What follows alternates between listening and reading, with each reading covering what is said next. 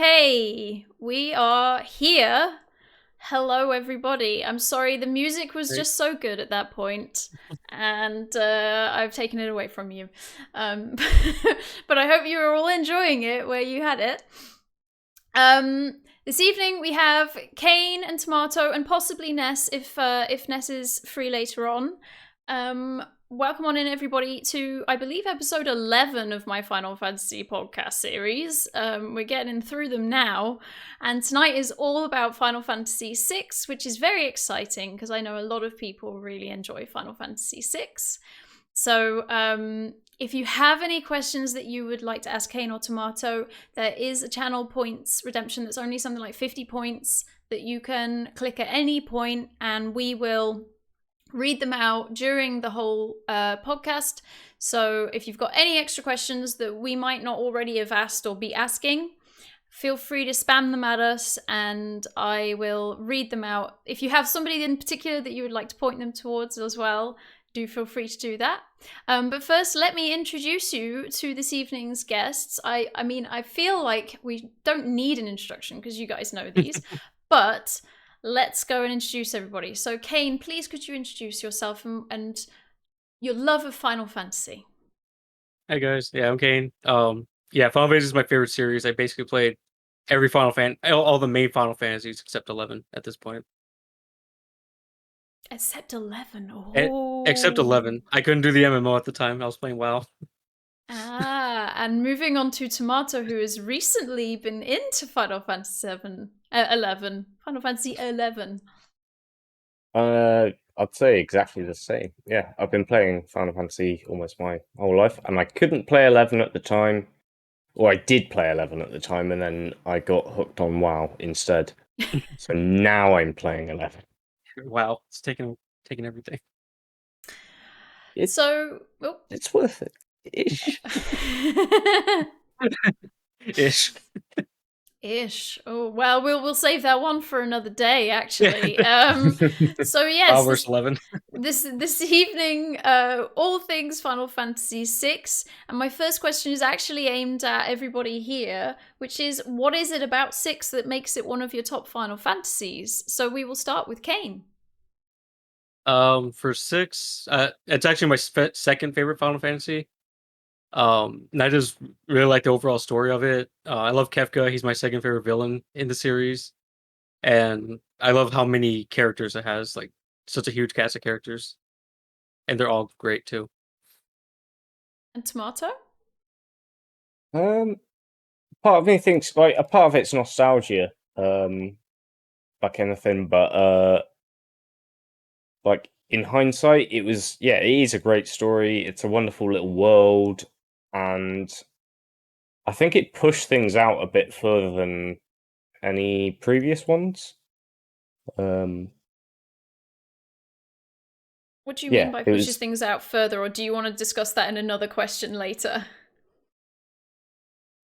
Uh, well, it just every little detail that you'd think about Final Fantasy, whether it's like, oh, this is how you learn abilities, or oh, this is the world, this is the music. Everything in my head took a bit of a step up. Like graphically from the previous ones, it was just a notch better. Musically from the previous ones, it was a notch better. They really like stepped into their game with six, I feel. Okay, very good. Well, we will start with the main questions. Kane, what is Mhm. your opinion of the story of Final Fantasy VI compared to other Final Fantasies? It's actually one of my favorite stories. One thing I really like with Kefka specifically is you actually get to see him get as powerful as he does, which you don't really see in the other Final Fantasy games. Um, are we going into full spoilers for this? I mean, I think we should. It's a very old game. Okay. I just want to make sure. Yeah, and then the fact that halfway through the game, just the world just gets destroyed. That was like really surprising for that, especially for that time. Mm. Uh, and that's something that they barely have done since then. Um, and just there's just a lot of really good character interactions between each other. And I always thought it was interesting, like most of the story in the second game is completely optional. Hmm. And Tomato, what is your opinion of Kefka as a villain? Is he the best villain of all of the Final Fantasies? Oh, you're muted, Tomato. You're muted.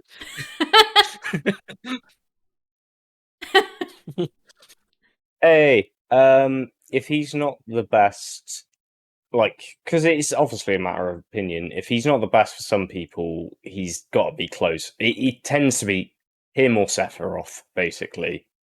Yeah. And it's as Kane said, he's one of the few who actually completely achieves his goals. And I was thinking about this earlier, and it occurred to me possibly was the first villain who wasn't just the pure embodiment of evil. Like in previous Final Fantasies, you'd had like you're literally just fighting chaos or the darkness of this thing. Like Kefka, even though he's absolutely crazy and mental and whatever, he's he doesn't represent a huge thing. He's just a maniacal human who steps his way up, and he's a clown, and there's something kind of really terrifying about him. So personally, yeah, he's kind of tied with Sephiroth. He, my opinion changes, but he's definitely one of the best. Mm-hmm. Ness, this is one of the only times that a Final Fantasy villain actually gets what he wants, which is what you actually said earlier. Do you think this makes for more impact? Yes. Oh, sorry, Kane. Yeah, I think it does. Just like the fact that he actually accomplishes his goal, um, is really big for Final Fantasy games. Most of the time, they will not do that, and then like the second half of the game is trying to working on undoing it since it was already too late. Yeah. Tomato, barring Kefka, who else of the bosses in 6 is one of your favorites and why? It's impossible to mention 6 bosses without mentioning Ultros Yeah. because he's octopus royalty. Um, but there's I really enjoyed at the time, like I think it was one of the first that had like the 8 dragons, for example, and the first thing with I guess 5 had Omega weapon, but it was Atma weapon or Mhm. Ultima weapon. There's loads of really cool actual boss fights, but in terms of villains, you can't really beat Kefka, and even Emperor the guy you think is the big bad, Emperor Gestalt or Right. Gestalt. Yeah, Um, something like that. only for him to get ultimately stabbed in the back by Kefka, which just raises Kefka up a bit more of a notch because it's like, oh, okay, well then he's gone. Well, yeah, Ultros would be the obvious choice. Yeah, he's very fun. Kane, do you have a favorite, or is it also Ultros? I do really like Ultras too, but just as a boss fight, I really liked Ultimate Weapon too. On that part of the story, it was just a really cool boss fight. I love the song that they play for him, and he gives this little speech about being the ultimate weapon before you fight him. Yeah, and there's only a vague mention of. I think an NPC talks about it. You can Oh, does it encounter really? an NPC who talks about an ancient thing forged to be the ultimate weapon, and you think, Right. oh, I want to get at my weapon, the sword. And Yeah. then your No, it's a next monster. encounter is it's a huge beast, and Yeah. like, Well, moving on to Death Gaze or Doom Gaze, whichever one he's known as. Kane, he hides in a random location on the world map in the World of Ruin that you Yeah. could run into at any moment while flying around. When you play through Final Fantasy VI, do you take on Death Gaze? And if so, what do you do? What do you get for defeating him? Yeah, I take on Deathgaze because when you beat him, you get Bahamut as an Esper. Ah. So Do you for me, it's also always take worth it. on the? Do you do the method where you go across the map across Yes, the? yes. Even Wait, doing that, it takes forever to find him. So imagine like just trying to fly around randomly, hoping to see him. I don't know this technique. I literally I do the same. I try and get him every time because Bahamut, but I just fly around randomly, Ba- endlessly. Basically, the technique is you go make a slight diagonal turn and just hold forward, and then you'll slowly cover every pixel on the map.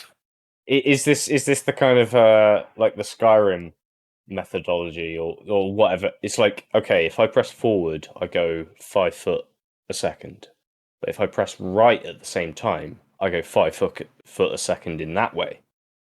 Therefore, I'm going slightly faster and covering more ground by pressing both at the same time.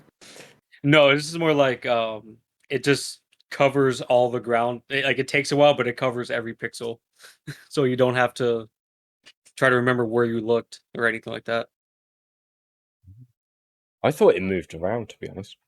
It does. Oh well, no, it stays in one spot. Actively. I thought it Yeah. actively moved around, Oh, should I okay. No, say. it Obviously, like it randomizes, but... right.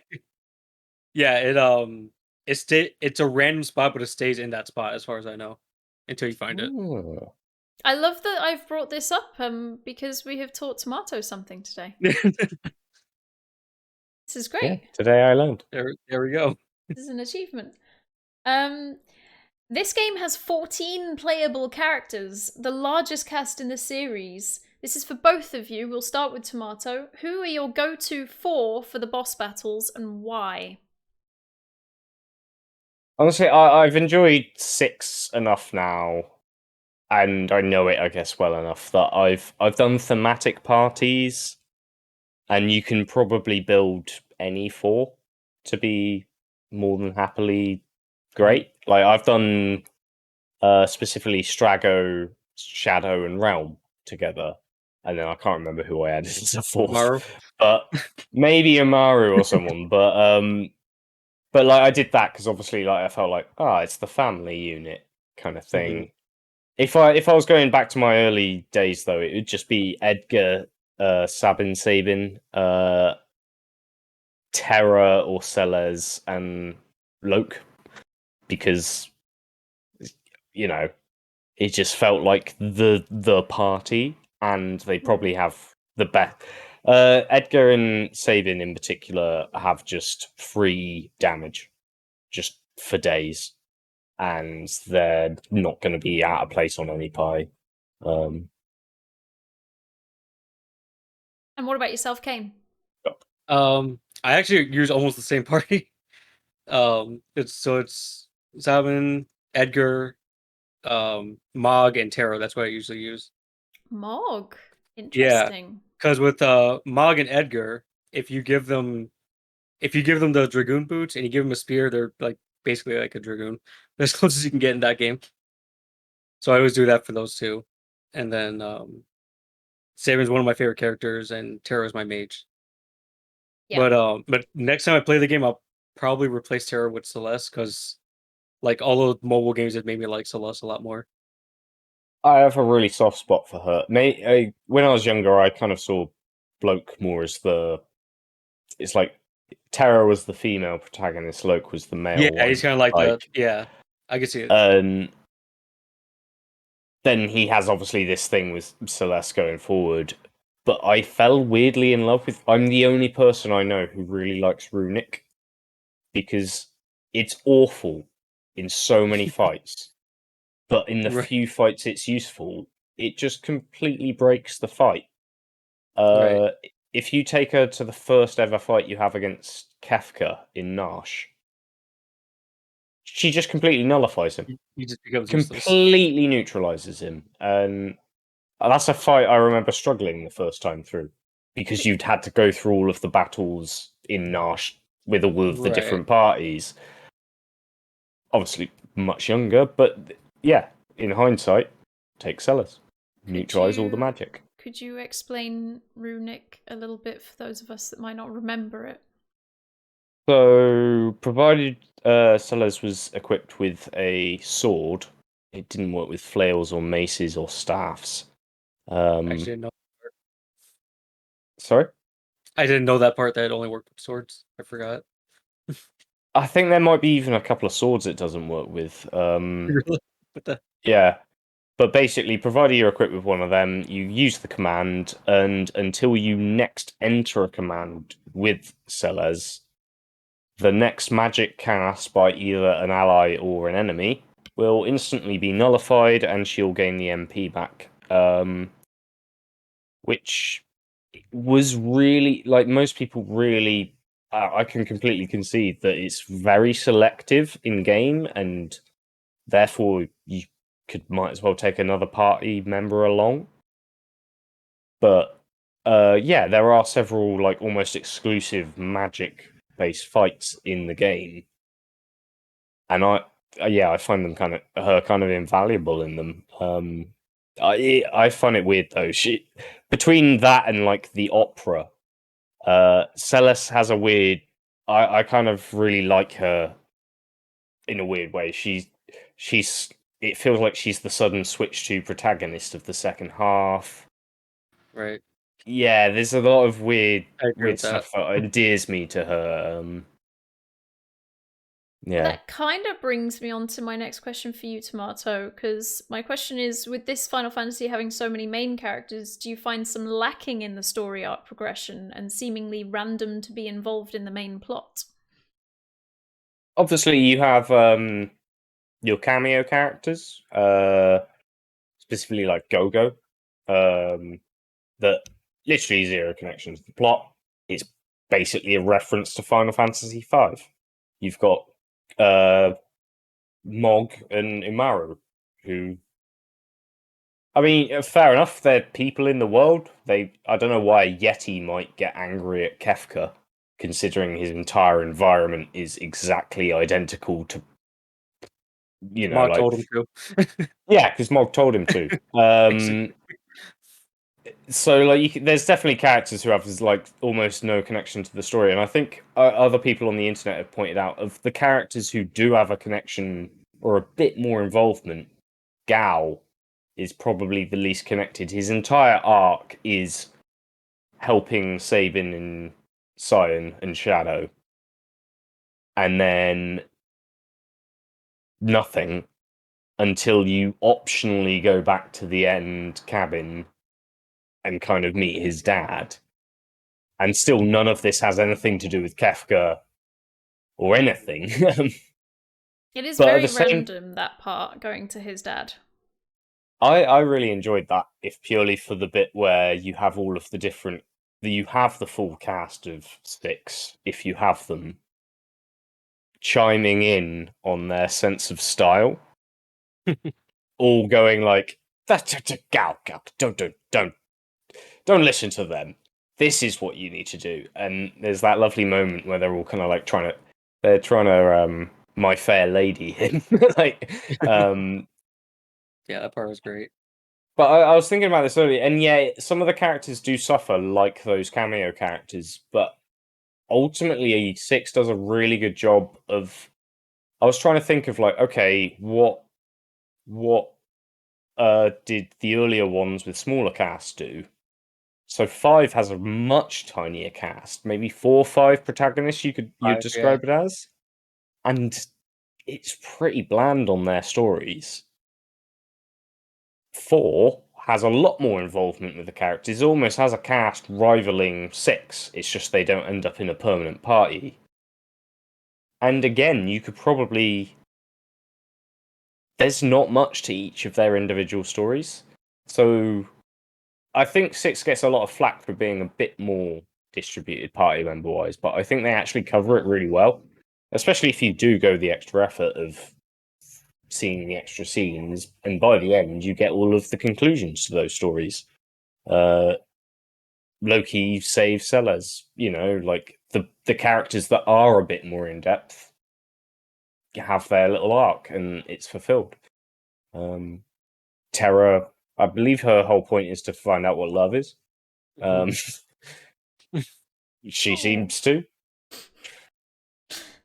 She doesn't sing that song, but Well, well, I do have a question that, once again, well done, Tomato, sort of leads on from there, which is aimed at whichever one of you would like to respond to it. Who do you think is more the main character, Terra or Celeste? And why?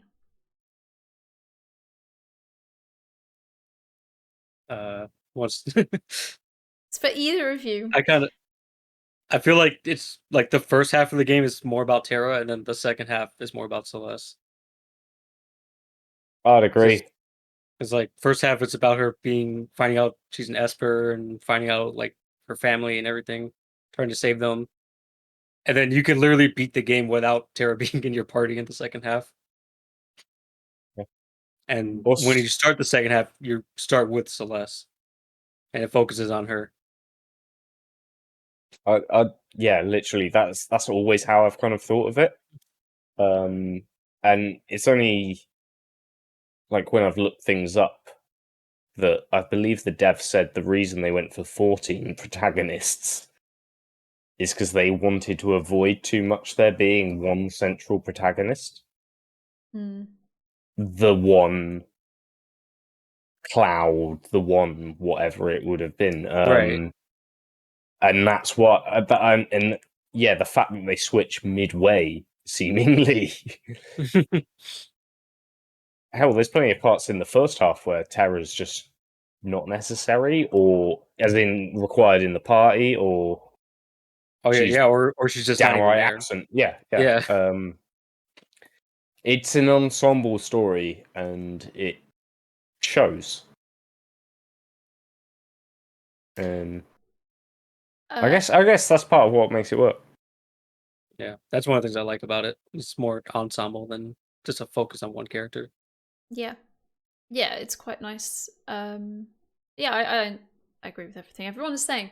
Anyone in chat that has any questions for either of these guys, do feel free to put them in the channel points command. So you see at the very bottom, I've got my play points. If you click on that, there will be a 50-point command that you can redeem. And if you put your question in there, you can aim it at either Kane or Tomato, or either of them. You know, you don't have to specify a person.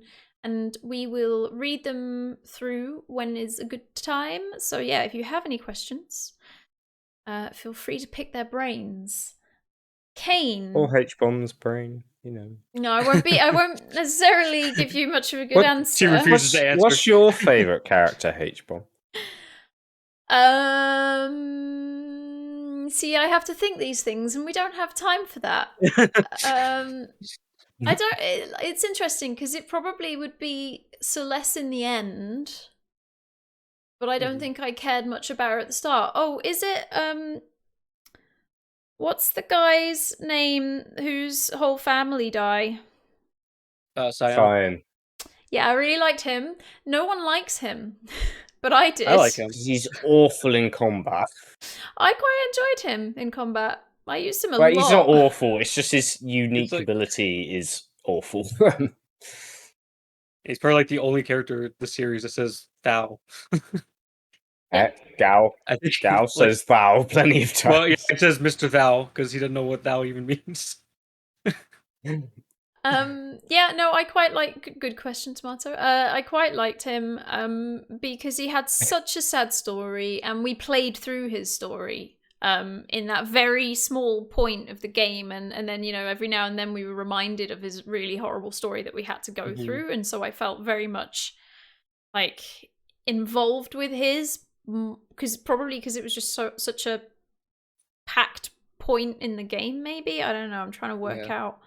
It's probably one of the saddest stories in the game too. I mean, there's a lot in 6. There's a lot of sadness in 6. But that one is one that you really take part in and have to play just in such like a very specific point of the game that I think it hit me quite a lot, and then I enjoyed his character for that. People have been asking questions, but probably not questions.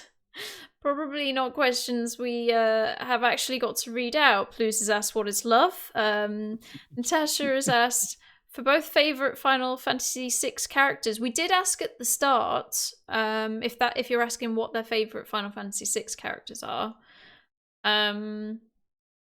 What's the airspeed velocity of a swallow? Thank you, Crosis. Okay. Becoming European.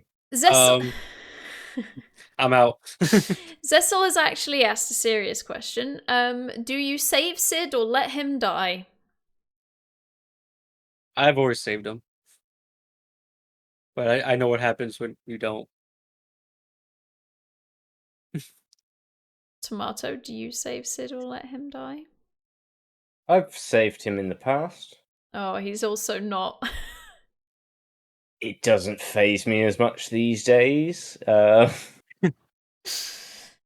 He's kind of a weird, creepy old guy in a giant yellow onesie.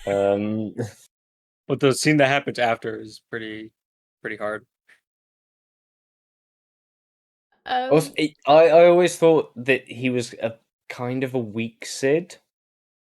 Like, they play up the Sid Sellers kind of relationship a bit when you go to the Magitech research facility for the first time. But at the same time, even then, you meet him and he's like, "Hi, yeah, I've been doing all these horrible experiments all this time."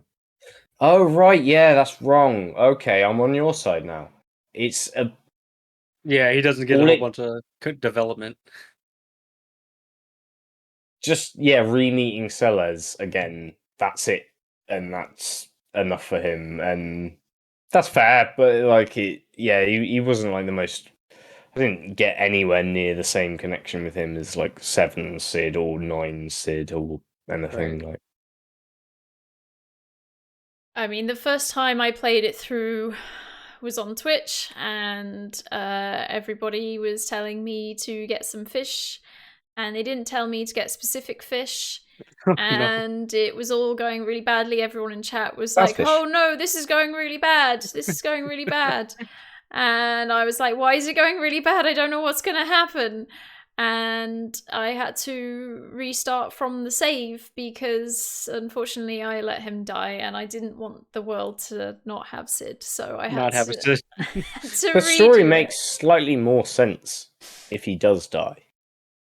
It gives Sellers more of a reason to chuck herself off. And I think it is considered canon that he dies at that part. Which is why they made it kind of hard and obscure. Catching healthy fish. I'll go back to our original questions. So, Kane. 6 opened up more than the previous Final Fantasy games by allowing you to choose your party members at almost any point in the game. This paved the way for future Final Fantasy installments. Do you think this accessibility helped with its positive reception? I think it did. Because they had that, and then with the Espers, anyone could learn any magic, so you could build them however you want. So it basically let you were able to use your favorite party, all your favorite characters, and make it work, no matter like who you're using. Tomato, do you have any thoughts on it, or shall I move on? Kind of ties into a future question, I think. I guess possibly. All right, I can read on. I've got a Ness question for either of you. From another angle, do you think this party choice accessibility made it too easy as a game? So considering parts in Final Fantasies where you might be stuck missing a healer or something. So do you think this made it too easy having full accessibility? I think it made it a bit more down to the user. So the moment that comes to mind is the moment you go to the southern continent after the opera and everything. And you're kind of stuck with Loki and Celeste, which Loki's okay physically, and Celeste a lot of people dislike for runic. And it's not actually that useful there, barring the Ifrit Shiva fight. But also you can just be like, oh, I took Gal. That's it. You can take none of the intended characters you wanted to are anticipating it. And there's a hard lock there. If you save there, you can't change those party members. So that freedom, I think, came with that a bit more.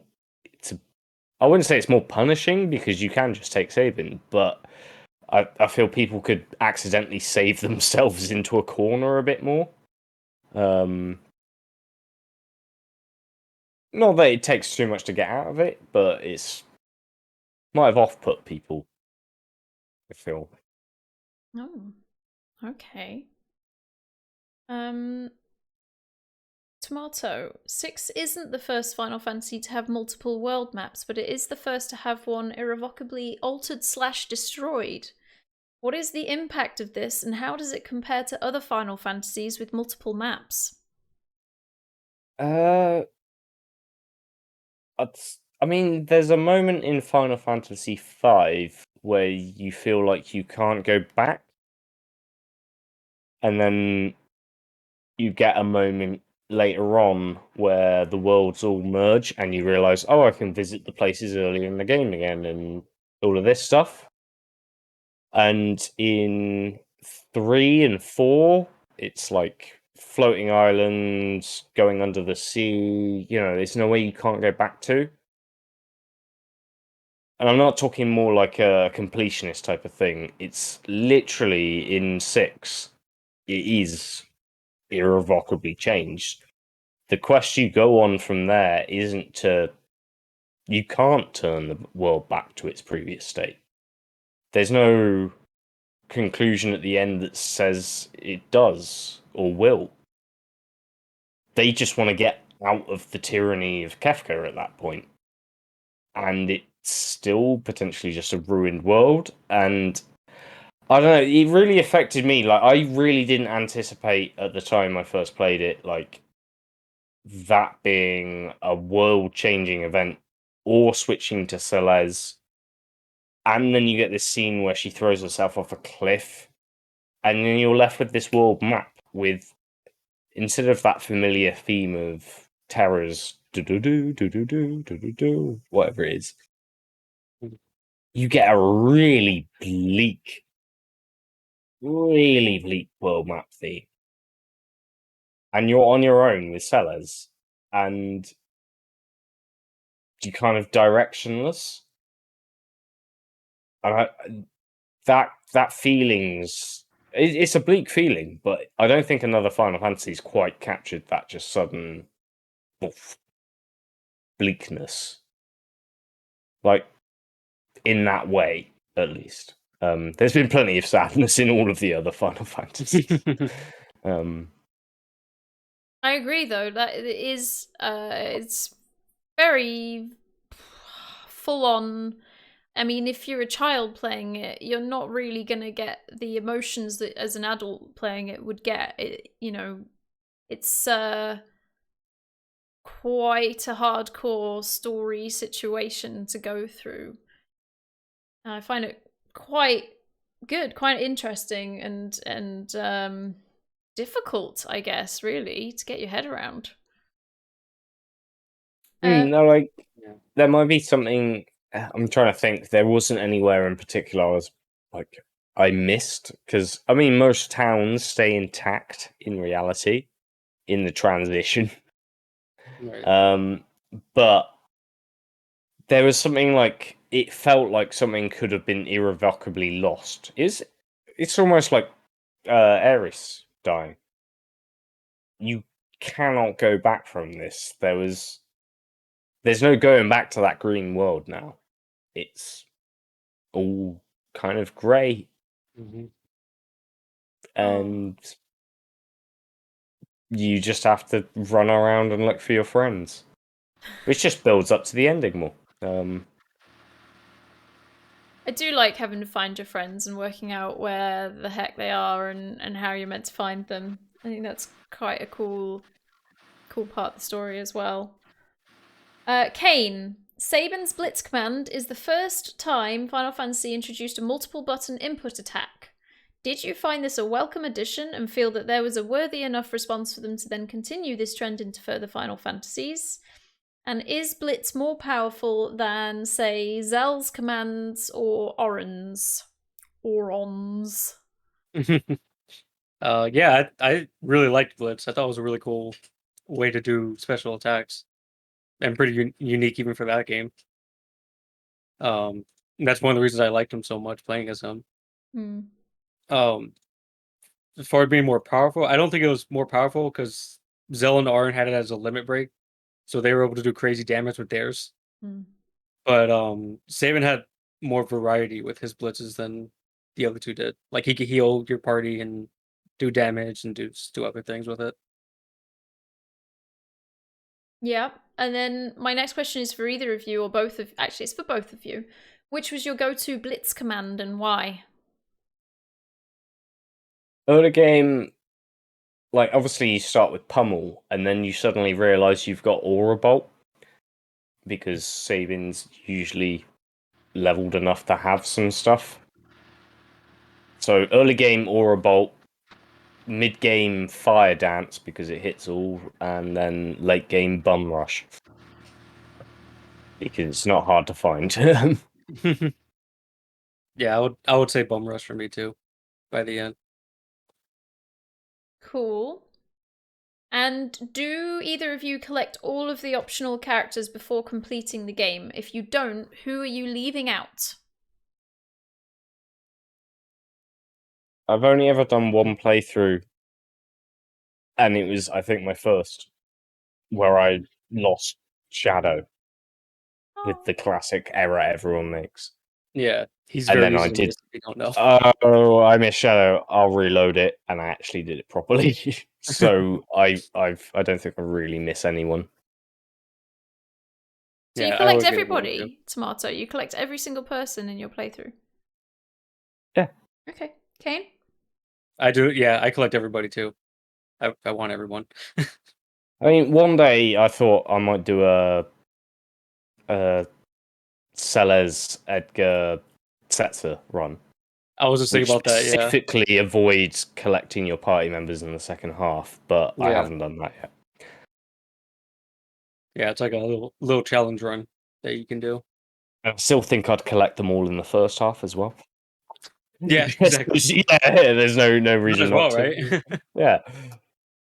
So is that a challenge run that people are known for doing? Yeah, Oh yeah. yeah. It's like a popular fan challenge run.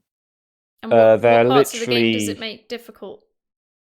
The final dungeon, because basically, you have to do the final dungeon with all three of those characters as their own party.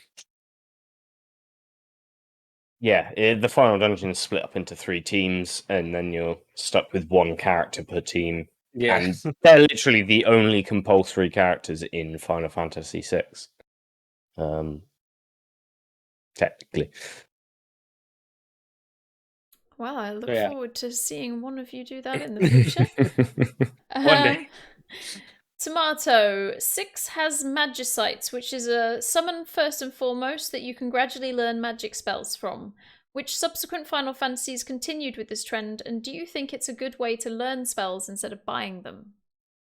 I thought it was an awesome upgrade, and I think you can notice it a lot in 7, 8, and 9. Immediately for thoughts. 7, instead of Magicite, you have Materia, and instead of summons that bestow specific spells, you have specific spell-based materia that levels up. 8, you had junctions, which are GFs or whatever, and they learn abilities that bestow your characters with completely new things.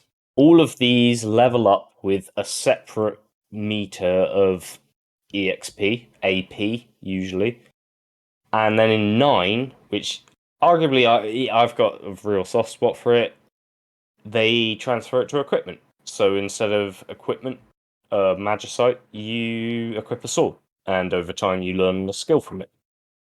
It's so apparent throughout how Magicite was the first step in a lot of different JRPG systems. And yeah, I don't know if anything really late has gone as crazy. 10.2 technically did something similar, but with the job system on top. Yeah, I think Magicite was actually the precursor to Materia, which would Basically, probably be the most significant thing because everyone loves 7 and Materia and everything. So, yeah, it's a bit clunky in 6, but yeah, it's just got its place, and I think as well they started the whole idea that you can kind of min max stuff a bit more. So you can level up with a Magicite equip that increases your strength as you level up. So then you've got people who started doing lower level builds so they could get the Magicite that give you the most stat ups and level up using that exclusively. So I've got infinite strength and yeah. Interesting. Very interesting. Kane, Final Fantasy VI is the first Final Fantasy with a form of limit break known as a desperation attack, and only seen when your character is in critical condition. How do you feel this changed your gameplay style, and is it a welcome addition compared with the previous Final Fantasies?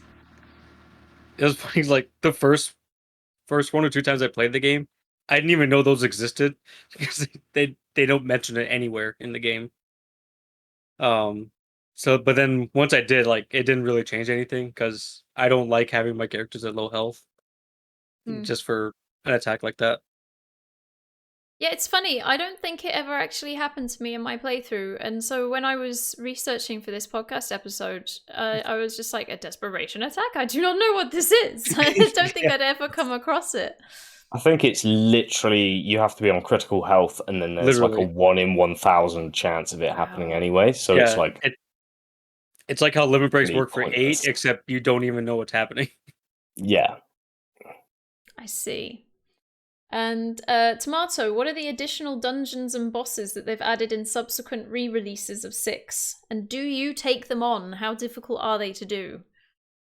So one of the big things is it called the Soul Sanctum, and it's just a bit of an endless repeating floor fight a gauntlet of enemies kind of thing. And it nets you some really good items, but by that time you've got to have already finished the game, so you're not really. It's not like you're gaining. All of them are post game, really. So it's very.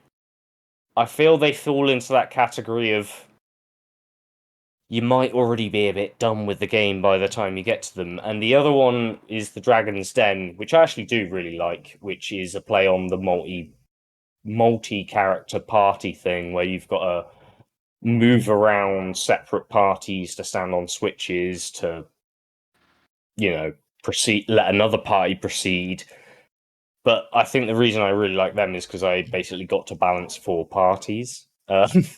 That's one of my favorite things about 6 Yeah. too, is having the 3 parties. Yeah, just I like having the multi-managed parties or just making parties. Interesting. For those guys in chat, we are nearing the end of our set questions. So I'll start reading out now some of the questions you guys have sent through. If anybody new in here doesn't know, we've got a channel point that you can redeem. It's only 50 points, so you probably already reached that amount.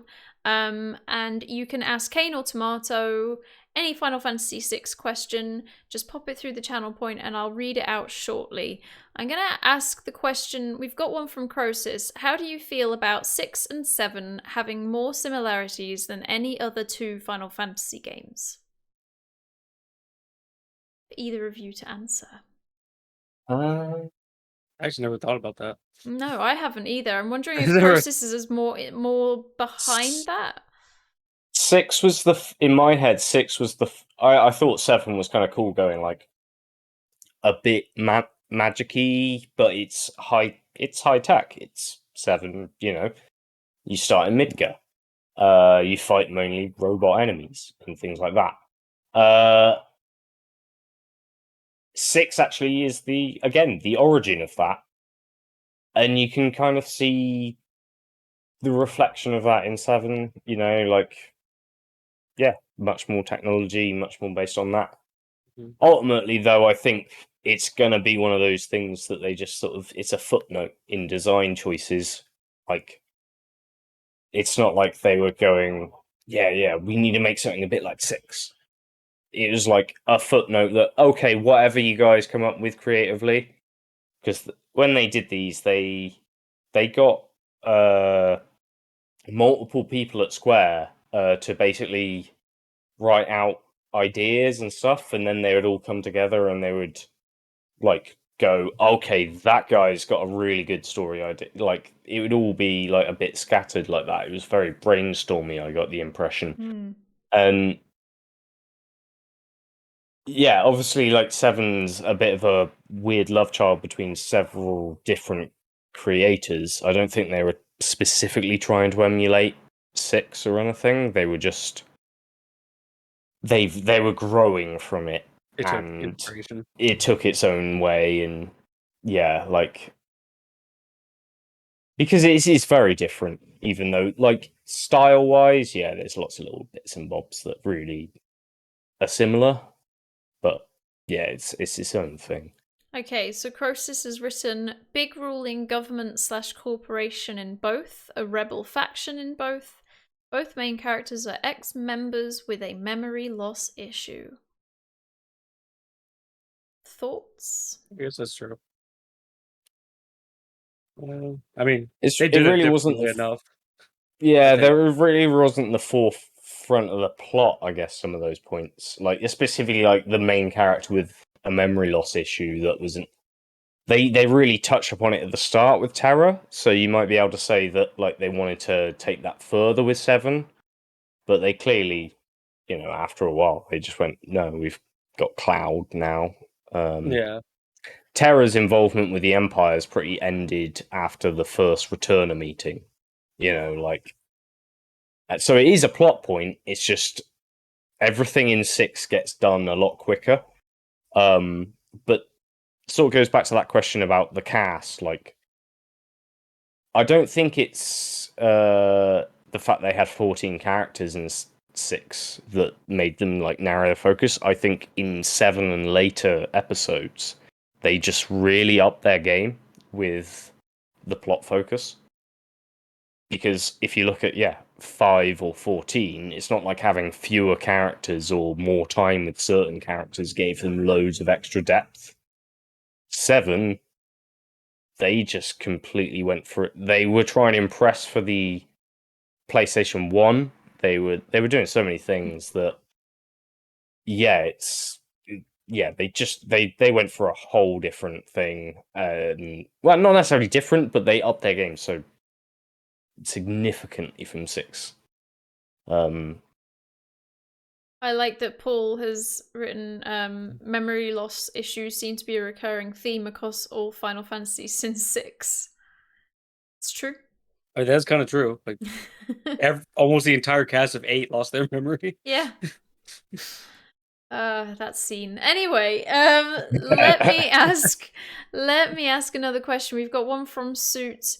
What do you all consider the hardest boss in the game? I can't remember if we've touched. I feel like we've possibly touched on The this. hardest. Yeah, who's the hardest one in the game for you? If you exclude, like, the extra stuff that they tacked on afterwards, Kafka's probably the actual toughest one. Like, I'm thinking, for the way he's laid out, he's got some of the most deadly moves. You can fight an upgraded Atma weapon, but can't remember it being, like, ball I feel like some of aching. those dragons were pretty hard too. Hmm. I can't True. remember, like, the specific boss. Yep. Yeah. I'd say dragons. Also, the dragons also all have, like, an element or a tactic and stuff that you can just. Hmm. Kefka just has 4 phases that are just. You have to deal with all of them. You can't just equip for them. Zessel's got a good question. Do you take the Ragnarok Magicite or turn it into a sword? Magicite. Yeah, I think I did the Magicite too. I Yeah, can't remember which one I chose. I think I dislike there being a hole in my Magicite list Yeah, me more than I too. dislike there being a hole in my item list. Get the whole collection of Magicite. Yeah, that's the distinction. Really. Way too completionist for that that kind of stuff. Clearly, you two. Yeah. I'm wondering for Zessel, do you go for Magicite or sword? Another question he's asked is, do you think Final Fantasy VI will appeal to the current and future generations? I think it would. Yeah. I think people would like Yeah. it. We'll come back to that question in a second. We'll find out when the Pixel remaster comes out, I guess. Yeah, we'll come back to that yeah. question in a second. I'm just going to read our last two questions because one of them's kind of hitting on that one. As all of the original Final Fantasies, as all of our six, the original 6 Final Fantasies are being remastered right now. What changes, if any, do you think they will make to 6 other than the pixels and score? Either of you got any clue about that? Probably some of the dialogue get like Yeah, translation rampantly. errors. Yeah, and also it'll get integrated into like I think it was around 12. The Square just like called up a halt to like having weird different translations, and they made a point like of re-releasing everything. No, it's Fire Fira Firaga. Like they standardized it, and yeah. Apart from too much of that, there'd probably be some extra content in terms of like a bonus dungeon. You know, like for people who played it before. I think with the remasters, they're not doing any of the bonus dungeons. They're like sticking to the original versions of the games. Oh wow! I expected there to be at That's least what like I heard. something, a token for everyone, but No, I hear it's a little bit bleak, Tomato. wow. Okay, then it's just Square making more remakes and making more money off more remakes Basically. because they can't be asked to come up with anything new. But I think they're doing some balancing if it needs it. From what I've seen from the first 3 games. Where's my mod when you need him? Where's my mod gone? Dear me. Sorry. A famous bot and my mod's disappeared. You didn't want to become famous? My last question off of the list is kind of what Cecil was asking earlier. So what would you say to convince someone who's never played 6 before to pick it up today? Either of you.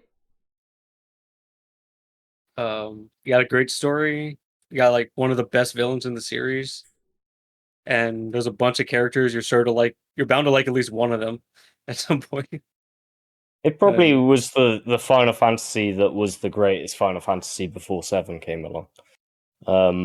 Nice line. Taking that. That's what I'd say. Yeah. And I think it still is like one of the most popular Final Fantasies in the series. Yeah, for sure. Yeah, I would agree. If anybody else in chat has got any questions, write them out now. We're all done with our set questions. I'm just reading through chat just to see if there's anything that you guys have said. So Zessel used to always go for the sword because you can get the spells elsewhere. That's talking about Ragnarok. Interesting. Croesus is saying Sephiroth and Kefka are practically the same character in the sense of their origin and main goal. I want to say ideas crossed over because of similar teams, but there are a lot of similarities. So I guess that's something I didn't mention when we talked about Kefka earlier, is the fact that the one thing I think Kefka falls down as, but I guess I can understand why you wouldn't go into those details, he has no origin. Yeah. It's not clear why he's crazy. Sephiroth, we get to know why he becomes what he is. X-Death, we know why he exists. We know why Zeramus and Golbez exist in 4 or whatever, or before. Garland. And we know why these people exist. Kefka, again, is sort of what I said. He kind of comes from. He's weirdly human in that he's just a nutter, but we don't see what made him that. We don't see how a person somehow simultaneously takes on clown as their like fashion front, as well as raises to the rank of general. The best we get is that he's just like completely power hungry, and it's kind of scary that he gets that far. They kind of hint that the experiments is kind of what made him snap, but they don't really go into it. Yeah, we don't know. It's just kind of it's implied that that's what did it, but we never get to see his full backstory. Everyone in or chat how he was is, before he was insane. Yeah, everyone in chat is pretty much all just saying that. And they're all just saying true, yes. Like Sephiroth. It's mentioned in passing. It's hardly I was experimented on by the army to become a super soldier, whereupon I found my mother was in a macro reactor, and it's grandiosely glossing over Sephiroth's origin, basically. I can see why you'd see that as like a bit of an inspiration for 7 then. Also we have Croesus. I'm not sure, were you joking or are you serious? Croesus wrote 5 is better than 6. Thoughts, people? I love 5 because it has a job system. Yeah, I'm always going to be a bit like same thing, but I would say 6 is better. I love. Yeah, I'd agree 6 is probably analytically better, but I'd probably replay 5 more. Interesting. Because I can do more with the job system. I can replay more. Yeah, that's true. It gives more options for replays. Variety, yeah, it gives you different ideas to use. So if you could take different elements out of different Final Fantasies, other than, I'm assuming, the Final Fantasy V job system, and put them into Final Fantasy VI's story, which elements would you change, do you reckon? So would you choose Final Fantasy V's job class? Like, have out of people... all of the Final Fantasies, what different parts, like, would you choose? Would you put into 6? Yeah. What would you put in 6? That's a good question. It's a tough one though, because it's just. I mean, a job system would be awesome. I think they did it themselves. They refined Magicite to become materia and GFs and equipment, and those are the precise things. There's a reason I latched onto the AP system of 9 and the junction system of 8 and the materia system of 7. They're all very addictive to a degree, especially the ones where it feels like you're learning more, 8 and 9, and the more you keep doing it, more stuff's unlocked. 7s came from more obviously the fun of junctioning or equipping materia in specific combos, but yeah, I'd say those are the only things they could have updated, and I think that's a bit heavy duty for the SNES. I think, like anything, you can go out there and you can find probably a much better difficulty balance mod for those who know the game. Because There's definitely something like most Final Fantasies, once you know the shtick behind a boss, once you know what's OP, you can pretty much just go through the game without too much trouble. That would be the only real major overhaul. Do you wish that there was? Oh, sorry. Go on, Kane. So I liked an 8 that I wish the other Final Fantasies had, where the enemies level scaling with you. Oh yeah, I forgot about with the difficulty thing. That's like one of my favorite things about 8. That it's the only one that has that. Interesting. And I've just completely forgotten the question I was going to ask. Oh no. In the meantime, I'll ask a question that Cecil asked, which is, do you take the time to get Gal's abilities? I haven't used Gal that much, so I probably don't go out of my way to get everything. But if it's there, if he's in my party and I'm there, I'll get it. In later years, I just haven't at all. When I first played through it, though, I actually remember distinctly like testing out a couple, and I did go out of my way to learn more, but like basically I found 3 that worked for me, and then I would try and learn them subsequently in other runs because I thought they're the best ones. They're not, but they worked for me. But like since then, it's too much effort, too much time. Yeah, unless you're a huge Gal fan, you want to use them. I cannot remember my question. This is going to bug me now. Hopefully, it'll come back. I feel like it was a really good question. Are there any points about 6 that you feel we haven't covered that you would like to discuss right now while I try and think of what my question was? The music. Tell you what we haven't brought up, the opera. I mean, we've mentioned it loosely. The music ups their game, I think. I think Nobuo Uematsu, you can see from Final Fantasy to Final Fantasy, he seems to like improve, go Each more section. complex each entry, especially like from 1 to 9, you can see like 6 went just above and beyond. Again, it's that notch higher than 5. 5 was it was good, but it was all very like straight laced, kind of English, Middle Very, English. very straightforward game. Yeah. And then 6 not only went crazy with it, but also they went so far with it, they said, we want a whole opera in game and you need to...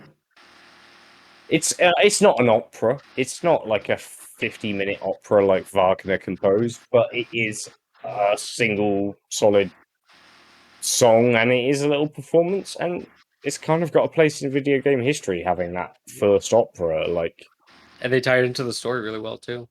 yeah, that it's actually fully integrated into the story. Yeah.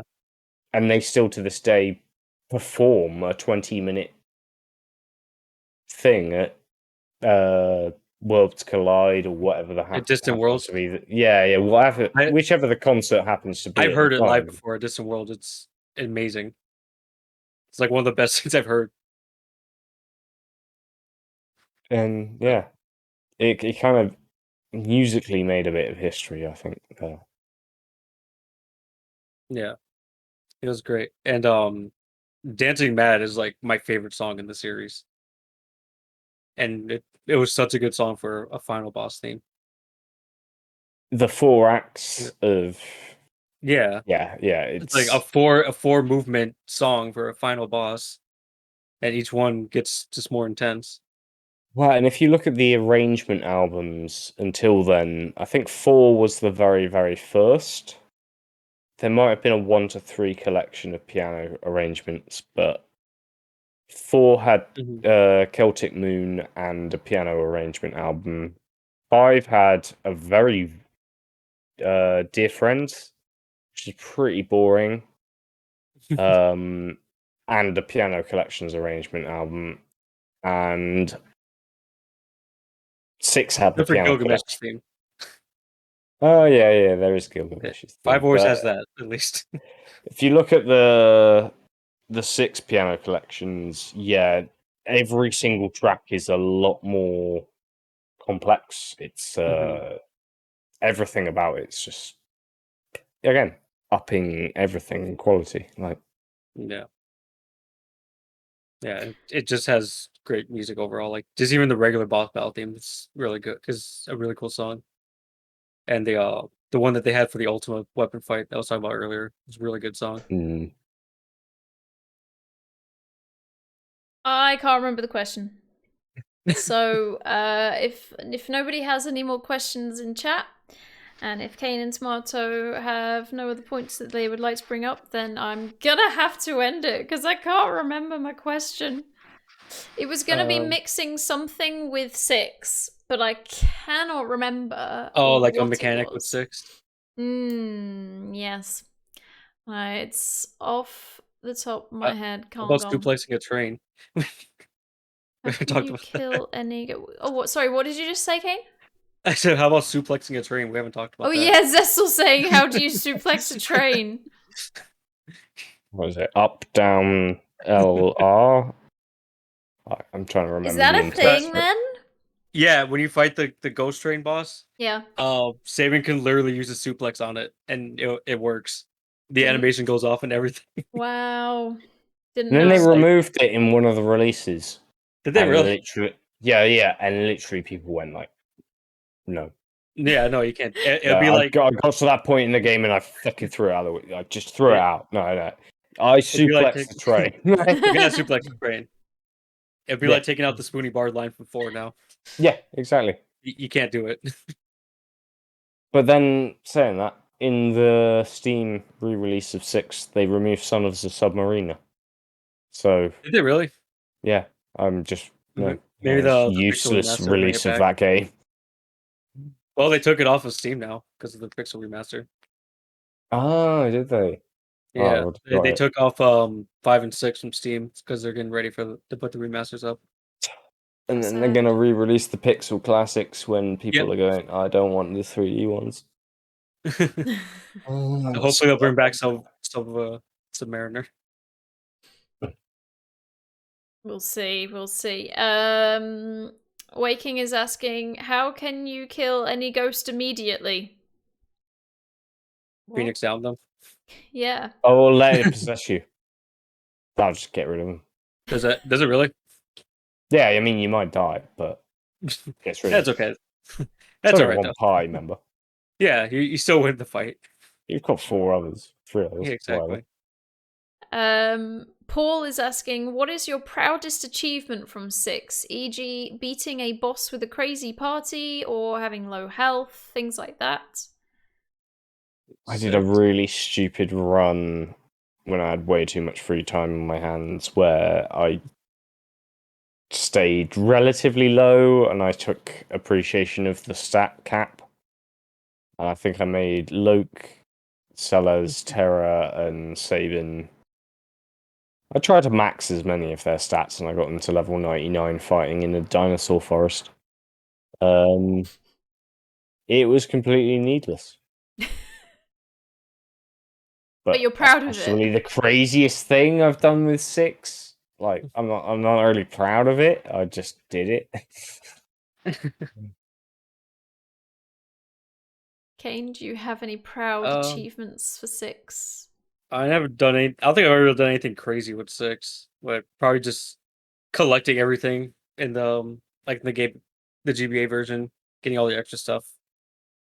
And making Mog and Edgar into Dragoons basically made me happy. How many times do you think you two have played through 6? 6. Less than 7, but not far off. I want to say 3 times. Okay. Oh, yeah, double digits somewhere played for me. PlayStation and the Game Boy Advance, and I feel like I played it one other time somewhere. I remember my replayed it a question. good few times. You remembered it? I remember my question. Okay. What is? Okay, so you know how people play New Threat of Final Fantasy VII? Would you like something like that for Final Fantasy VI, or does it already exist? There does exist something. Several things. Brave New World is the equivalent for Final Fantasy VI. It's probably been around like a lot difficulty longer. mod. Yeah. Yeah. There's something like that for 6 too. There's several of them, but Brave New World seems to be like the biggest, longest worked on out there. Do you know what it does, and would you do it yourself? I've played some of it.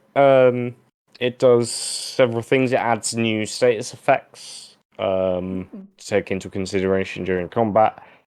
It generally amps the difficulty a lot, so the early game actually there's a chance of dying, and who you take in the party to certain situations is a lot more important.